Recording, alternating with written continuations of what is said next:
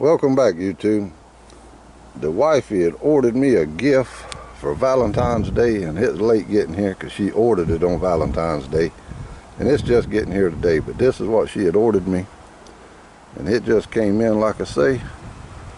And I guess she had heard me talking about with the 177 that me squirrel hunting and stuff with it, it just didn't have enough punch to it like I want it.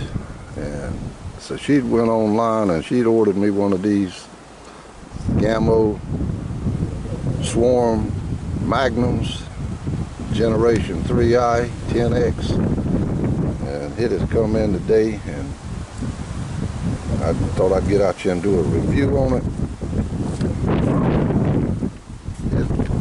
The alloy pellets is claiming a speed of 1,300 feet per second that it can possibly get up to with that. Most of the videos I watched online with the lead pellets, it's doing somewhere between 850 and 950 with like 13 to 15 grain pellets. That's still booking it pretty good. Has the Whisper Fusion technology on it. Has the IGT Mach 1 gas piston. From what I understand, it's a little harder to cock since this is the Magnum. I think it's somewhere around 40 pound, 41 pound or something like that they claim of cocking. It has a 5-year warranty with it. But this is the Whisper Fusion technology silencer on the end right here. And one thing that I noticed the difference between this and the 177 caliber I had is this is not covered with the all the way down on the barrel. When this has a low profile loading magazine here, where you load your pellets, to place your magazine down in the clip. And I'm pretty sure this is, well, I know it is, this is the recoil reducing rail. And I like this about these guns because your scope will stay on sight much better than it will with a solid rail. It has a pin in here what you can place the scope down in to help it from working its way on back. It stops it from the recoil, and your scopes stay set much better. I don't have any Loctite right now, but when I get it out the box, I'm gonna mount the scope and stuff on it, and I may have to get some Loctite later and put on them screws and stuff, because sometimes them screws, after so many shots, like to work themselves loose. This has the 10-shot magazine, auto loading, break barrel, but this is the upgraded magazine. If you have put a pellet in the barrel and forgot whether you had it or not, if you cock the barrel, it will not try to double feed. It works off of when you pull the trigger, it drops another pellet down.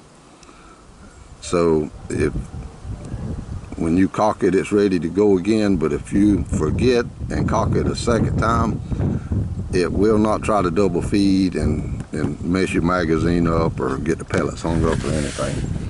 So that's a good thing that they had come out with, because I know before I have forgot whether I had a pellet already in the chamber, and I would cock it a second time and I would feel it trying to lock up, trying to double feed 2 pellets. But this one, once you pull the trigger, it drops the other pellet down in there, and it's ready to be cocked, and it won't try to lock it up by trying to double feed. But the magazine is a 10-shot magazine on it. What else is there? But this is the 22 caliber and has the tell by the green band there. But it's for hunting and pest control and recreation and target competition. It comes with a 3x9 scope. These scopes aren't the best in the world, but the one that I have on the 177, it still shoots pretty good, so that's what I've been using.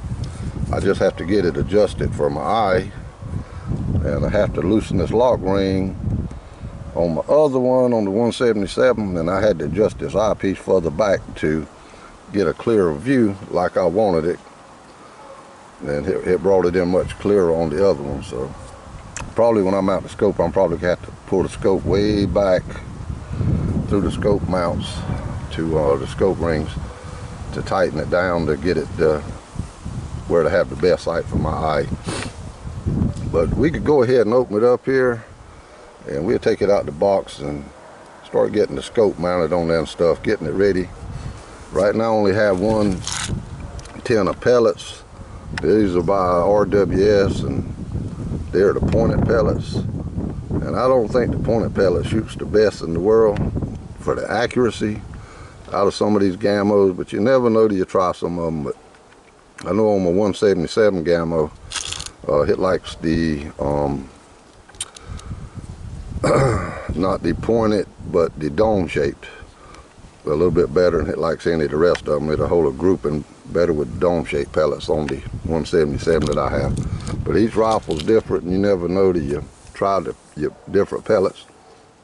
And I have more pellets ordered, and when they come in, we'll test them out and see what pellets we can find that this particular air rifle likes the best. But we go open it up here and see what all we have in the box. Okay, we got it out the box there. It has a overall length of about 49.5 inches, and the barrel length is 21.5 inches. And it's about 3 inches longer than my 177 GAMO SWARM MAGNUM that I have over there. So, but it's a little heavier also. That'll make it more stable though, because it's the Magnum and it's gonna have more recoil, and so that a little extra weight to help stabilize a little better. This is the earlier version. They have a newer version of the Magnum out now, and it has a different piece on your the newer version, the Magnum Pro has a cutout up here instead of down here. Your grip is, it slants down, so you can check them out online and look at the difference in them. But I went with this model here on the stock because I like the way it was cut out.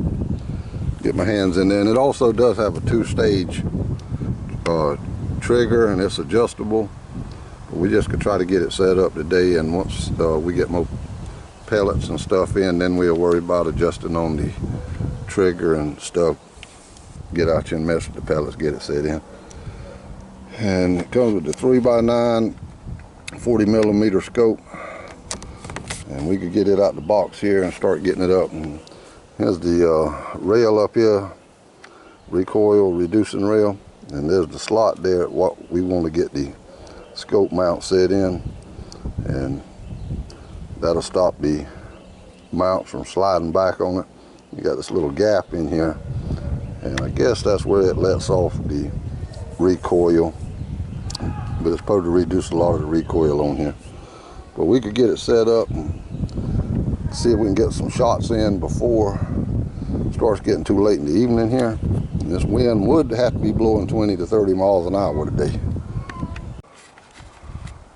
Now, right here up under the scope mount, have that dimple right there. Camera's wanting to get blurry. We want to get it lined up with that hole right there on top of that railing. Get it lined up. It's kind of hard to work with one hand. Okay, I went in the slot there. Now all we got to do is tighten it down, and then get the scope set back to where we want it set up for my eye. Okay, we got the scope on there, and the scope comes with some see-through caps on there. It's got the covers on there and caps, and you can see through them. It's clear caps. I don't know if I can get this camera to focus through there or not, but you can see through them. And we got it tightened down on there as best I could right now, because we're in a rush. I was wanting to shoot this thing some before it gets dark. But what I do on these, when I'm mounting these scope rings on here, I try to go to each side. I go from this side over here to the other side to make sure I got the same amount of gap in between one side to the other. And once I get it kind of snug down on there on both sides and they going down kind of level with each other, then I'll start going from one side to the other, tightening them down just like you would on some valve covers on an automobile. If you ever tighten on valve covers, I'll go from one side to the other and crossing back and forth, try to bring it down flush. That's just the way I do mine. And I think I got the crosshairs lined up pretty level with the rifle there. I can't, if I put it on my shoulder, I'll lean the rifle over one way, so I have to put it up and stand like that, and then I'll try to get the rifle as level as I can. Then I'll look down through the scope and try to make sure that the crosshairs are kind of level with the rifle. We could try to get set up here. Might get to shoot it a few times before it gets dark here. I'm trying to get in a rush here, and wind's calming down a little bit. Load it, all you drop the pellet in the top there and just give it a little push down in there. It'll give you a reading right there on how many pellets that you have left, how many shots you have left. We could go ahead and load up 10 in here. But these are the ones we could try is the RWS Super Point Extra.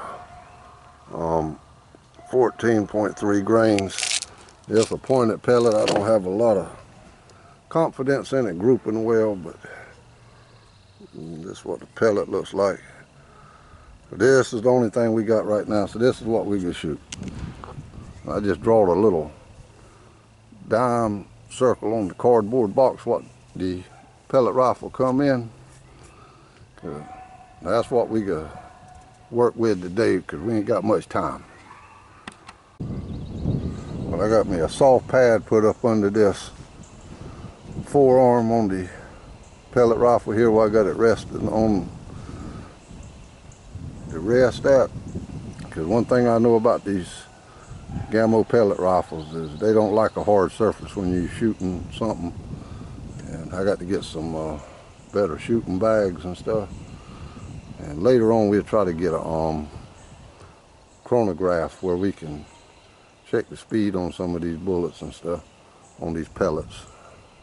But this is going to be at about 12 yards here. Just checking it out with some of the first shots through it and see how it does.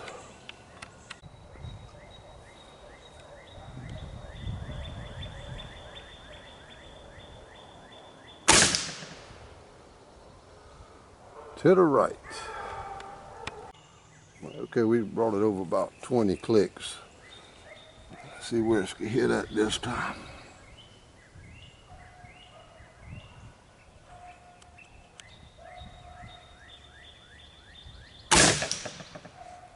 Oh, we getting right there close to bullseye there now. Zoom it in here a little bit. Come over a little bit more. Let's try about, I don't know, 8 clicks. I can tell you, you don't have to worry about no kid cocking one of these things. It takes some pressure to cock this thing.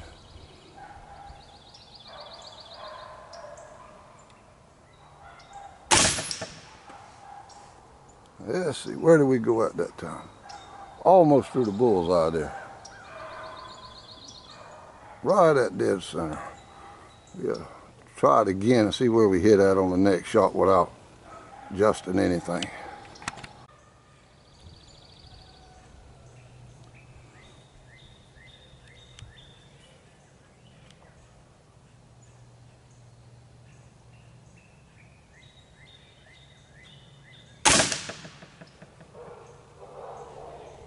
They're kind of up this side, the other one there. It may have moved some with me. We could shoot a 10 shot group and see what it's doing, where it's settling in at.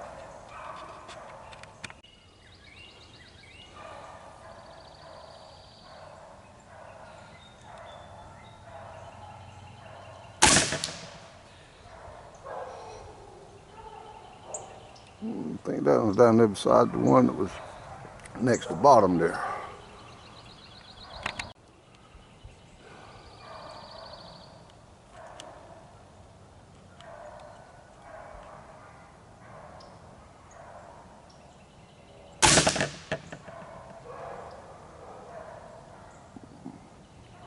To the right a little bit again.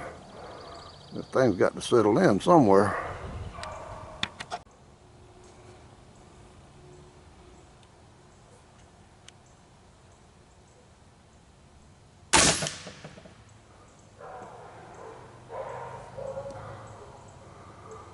Just a little bit up and to the left from the center. But this is with them pointed pellets too, and these are the first shots been shot through this thing.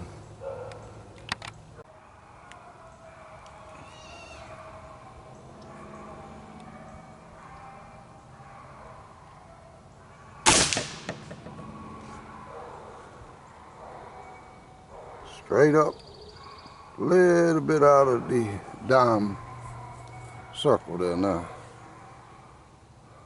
These are the first shots been shot through it, and I didn't expect it to do too well with these pellets anyhow, but this is what we got to work with right now. I've adjusted on this scope a little bit so that I can see the crosshairs a little bit better, get it to focus better. So I'm not sure where it might hit at this time. It may be moved the point of impact a little bit, we'll see.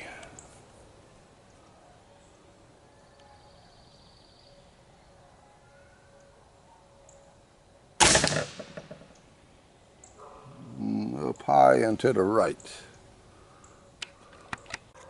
Okay, we could take this last shot, and it's about to get dark on us here, and see if it hits up there near the same high and to the right where it did last time.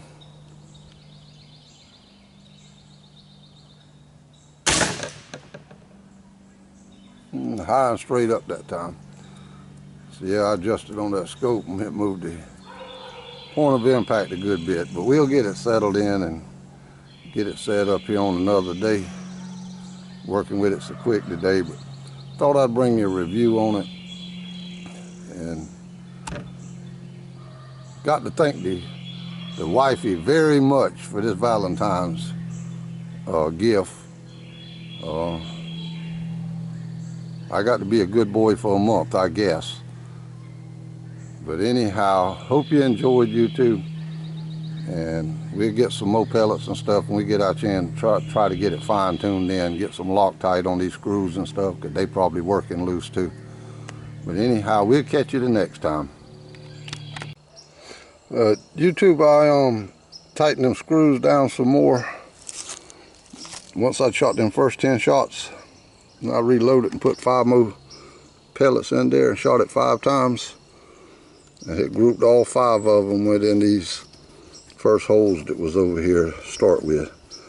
So I get it tightened down good, get them screws good and tight and solid, maybe get some Loctite on them, then it should start holding a lot better group. But these are the first shots been shot through there, and I'm in a hurry today to get that scope on there, and I hadn't really got the screws torqued down like I want to on the scope rings to hold it good and steady there.